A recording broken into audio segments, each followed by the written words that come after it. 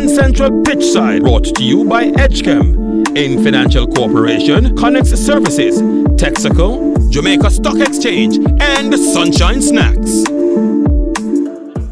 Our days get a little complex sometimes. Often so many things make sense, yet so many do not. We are being intentional about giving prominence to the big stories in order to clarify and enlighten. Lead Story explains who, what, when, where, why, and how. Lead Story with George Davis, weekdays at 6:30 p.m. on CVM TV.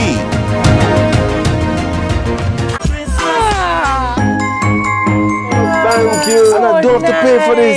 Sleigh bells ringing, diamonds bling. Yes, it's Santa. In the house. Favorite season. Let them sit under your arm as well. They say, say Nick, but you got up in that bag, yeah. From now on. Let's go right into our first headline.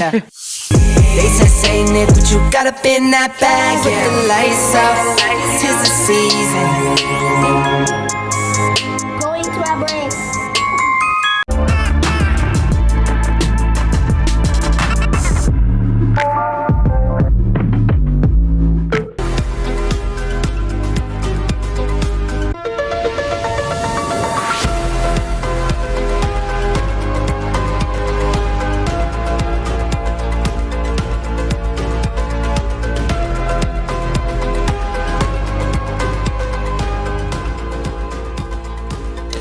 It's Thursday, December 12, 2024. This is CVM News at noon.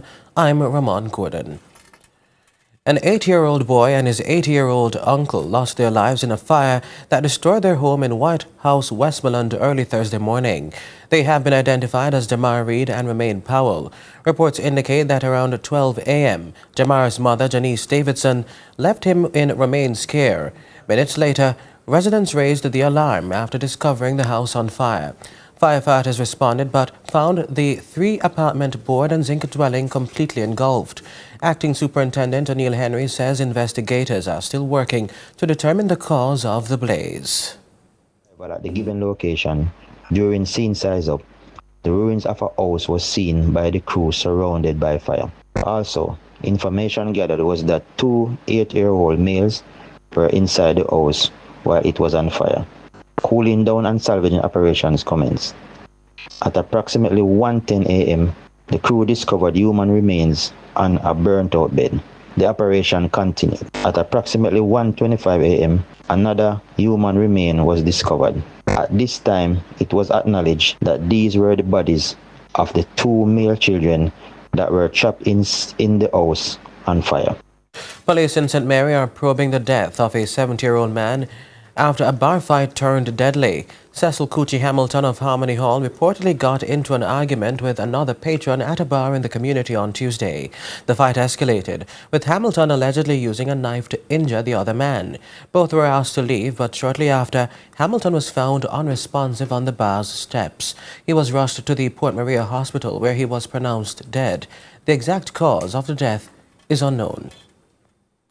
The Westmoreland police have captured Nicholas Murtha, wanted for the murder of 28-year-old Iwayne Mad Dog Bennett and the injuring of another man during a bar shooting in Petersfield on November 10.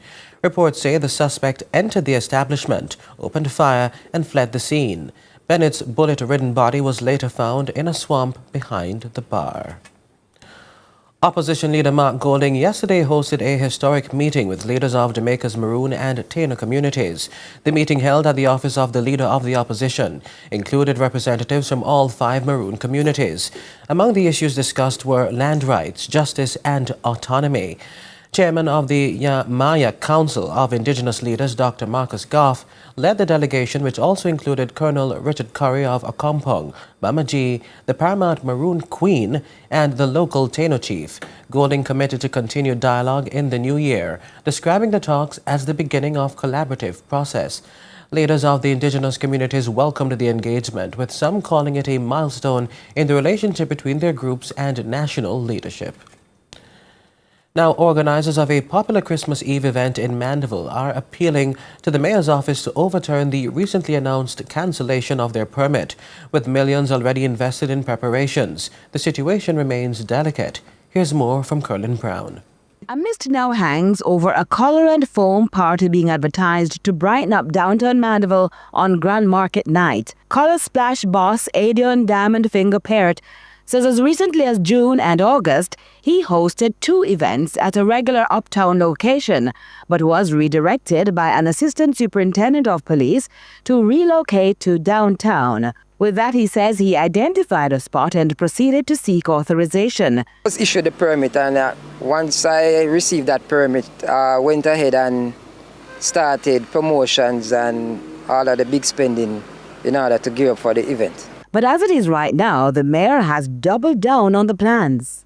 Yes, the Manchester Municipal Corporation did approve or did collect for permission for the event Colour Splash on Main Street. Having reviewed the permission, a decision has taken to cancel that permit. And so I want to say to the public and those that have been calling in and writing in and making text messages that the event will not be kept there, nor within the precincts of the town.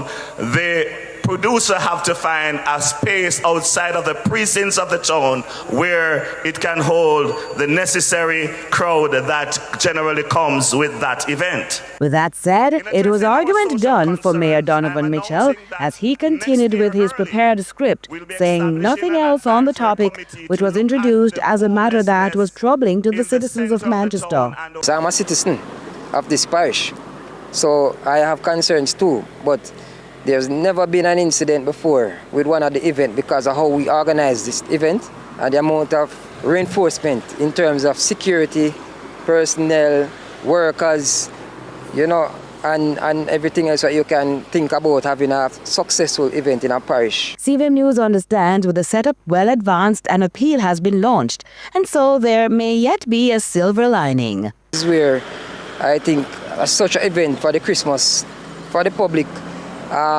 is the best location. It's outside of the town. It's downtown, away from where I normally keep it.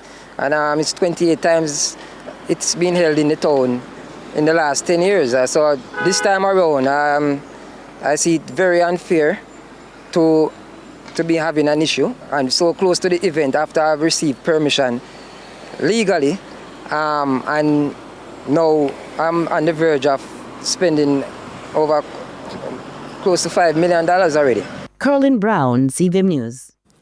The Jamaica Labour Party has expressed concerns over what it perceives as unfair treatment of the Prime Minister by the Integrity Commission. JLP spokesperson Marlon Morgan, speaking on CVM's lead story, suggested that the Commission's actions raise questions about its intentions. Answer is emphatically in the affirmative in that the Jamaica Labour Party and indeed other well-thinking members of Jamaican society concur and hold that particular view, because I have had calls and WhatsApp messages coming into my device today to that effect. Because if you think about it, when you undertake an investigation, there is the substance of the matter. And what we're seeing in terms of the written report is something that is designed for effect, as we saw some months ago with the quote-unquote illicit enrichment report. So no finding, for example, in that investigation came to suggest impropriety or that the Prime Minister illicitly enriched himself. There was nothing established, notwithstanding the services of an international accounting examiner, right? But you had all kinds of salacious and juicy editorializing in the comment, in the text of the report that has the effect, as we're seeing here now, of lowering and diminishing the Prime Minister in the estimation of well-thinking Jamaicans. My answer is emphatically in the affirmative. And with that, we take a quick break. More CVM News at noon after this.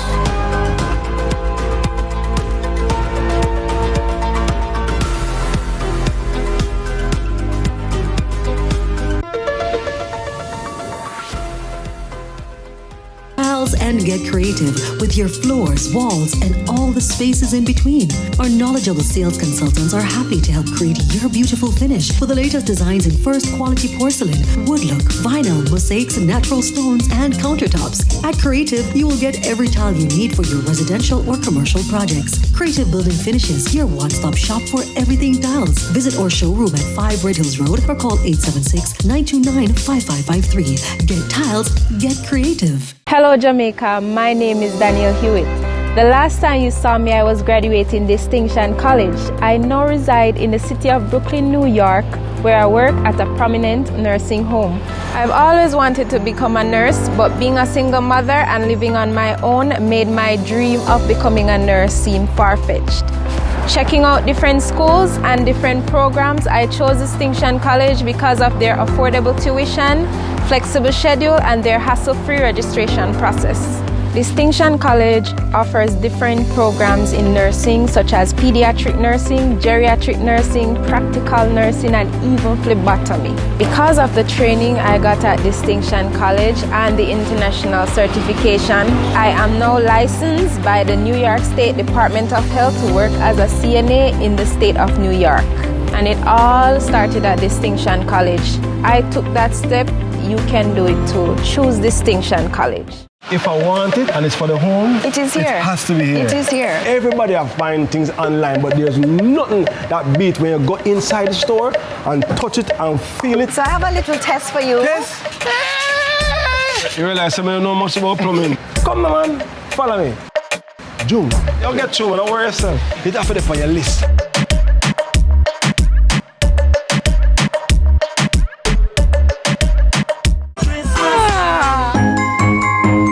Thank you, and I don't have to pay for this. Yes, it's Santa. In the house. Let them sit under your arm as well. They say saying it, but you got up in that bag, yeah. From now on. Let's go right into our first headline. They say saying it, but you got up in that bag, yeah. With the lights off, 'tis the season. Going to a break.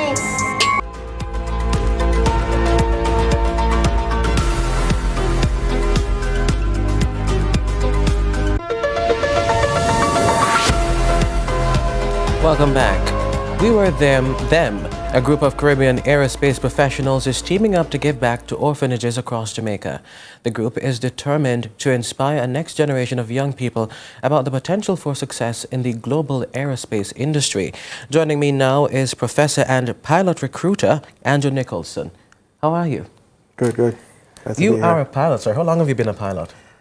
A couple decades. A couple decades. Yeah. And you started your journey here in Jamaica at Campion College, if I recall. Yes. Tell me that story. Was it always a dream? Yes, I actually wanted to become a pilot when I was about 9 years old. Mm-hmm. My mother took me on a trip on Air Jamaica, of course, to Miami. I came back and she asked me to wave to the pilot then. And after that, when he waved back, I didn't want to do anything else. Mm-hmm. So from there, left Campion College. I got accepted to Embry-Riddle Aeronautical University in Daytona Beach, Florida. I met several other colleagues there, also from Jamaica. We all had that dream to come back and, one day be a member of the aerospace industry here. So fast forward now, we're a member of two groups that their main focus is to inspire minorities and show them opportunities in aviation. So let's talk about that inspiration. Tell me about the initiative we can look forward to. So tomorrow we actually have a outreach project to some orphanages in Montego Bay. It's We Were Once Them, and they're both Caribbean and African pilots from varying airlines, across the globe and the United States. We all just came down. We're going to be giving out some toys, and there's some undisclosed donations also planned. Tell me what it means to be a part of this initiative. You started in Campion, you went overseas, you came back, and now you're planting roots at home by way of philanthropy. Now, you could have stayed abroad and continued your life there, but what was the calling that, brought you back here? Well, it really comes down to just knowing that we didn't necessarily have the opportunity, and we didn't have pilots or airspace professionals coming and telling us how they did it or where they can end up. So myself and my colleagues, we all have that deep-rooted passion for giving back. And also from the teaching aspect as well, because dual enrollment program for Mandeville Aeronautical University helps to enhance their vision of what the industry is and all the career paths they can focus on there. And hopefully, long term, we can help impact the Jamaican aerospace industry and bring it back to a point where there are opportunities actually here as well. Andrew, if I do recall, there's a pilot shortage globally, yes? Now, from your perspective, a very unique perspective, what role do you think Caribbean nationals can play in possibly filling the gap? Is this a career path that others should be aspiring to? Because for some it may seem very aspirational, yes? What say you? Well, Caribbean pilots on a whole are very talented. And that being said, the environment that we have to fly in the Caribbean and the technology which is being enhanced right now, but they provide a wealth of skill sets, and even now, there, I want to say a couple hundred Jamaican pilots across the globe in varying parts of the world doing their part for that aerospace industry in that particular region. Mm-hmm. So it's, it's a really open opportunity, and just to show minorities or the youth where they can end up, it's well worth the effort. Now, the cost of entry into this industry is extraordinarily high, and it may be a deterrent to a lot of persons who may be interested. Now, what is your advice to somebody who dreams of flying over the Atlantic or wherever, but simply doesn't know how to take or make the first step? Well, I'd say one, definitely do all the research they can. And these two organizations in itself, the Organization of Black Aerospace Professionals and We Were Once Them, are two entry points that they can link. There are also varying social media platforms that they can join and get guidance from. OBAP itself has some initiatives, aerospace career education, where we take high schoolers and we take them for 6 days of aviation opportunities. What does that look like? Well, it's during the summer. It's a partnership actually with the Federal Aviation Administration, but it's 2 days of ground school that they go through. And we also take them. Ground school, what's that? So ground school is pretty much the academic portion of learning about principles of flight, how aircraft operate, the weather, all the regulations surrounding. So all the theory. Yes, all the theory. Ground school. Yes. Learned something new today. And then beyond that now, we take them for an airline operational tour. So we actually take them to the airport and they get to see how an airline functions, from the maintenance to all the ground handling equipment, and then eventually they end up on the flight deck. Does that involve simulators of any sort? Yes, there's actually a day where we also take them on a full motion simulator ride. So every cadet has about 20 minutes that they get to fly an actual airliner without having any risk of actually flying the actual plane. Oh, that's cool. Yeah, and then there's also military day where we show them military careers that they can pursue as well. And on the last day, we take them for what's called a discovery flight. So that's just one channel that people can be inspired to do. Definitely do a discovery flight, get in the aircraft, see how they like it, if, they get the feel for it. And then beyond that is pretty much just lobbying for funds, There's varying scholarships at any given point in time throughout the year. It just depends on how deep-rooted and invested an individual is. So it's not just about teaching and farming and nursing and the more traditional career paths. There are different options out there, and you've laid that case very articulately here this morning. Looking ahead, are there any other initiatives that we can look forward to from your team? Well, absolutely. We have several colleagues who are very vested in developing aviation opportunities, especially in the Caribbean, but more so in Jamaica. I dare say the Boscobel airport that's now opened up was something that was very inspirational, and we have our own aspirations to helping that operation as well. But beyond that, there's always a need for air travel, and if it's anything to do with what the rest of the world uses airline transportation for, it can definitely impact Jamaica on a whole, whether it be moving cargo or moving people or just making another means of getting from point A to point B. Fantastic. Before you go, again, tell us where we can find you on social media. So you can find us on the Organization of Black Aerospace Professionals, and we're on Facebook, we're on Instagram, we're on LinkedIn, and even X. So very nice. There's also We Were Once Them, also on all those platforms.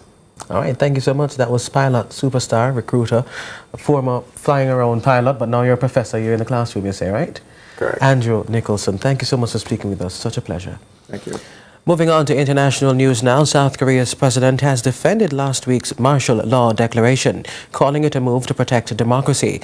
In a televised address, Yoon said he would not step down ahead of a second impeachment hearing on Saturday. Here's more from the BBC.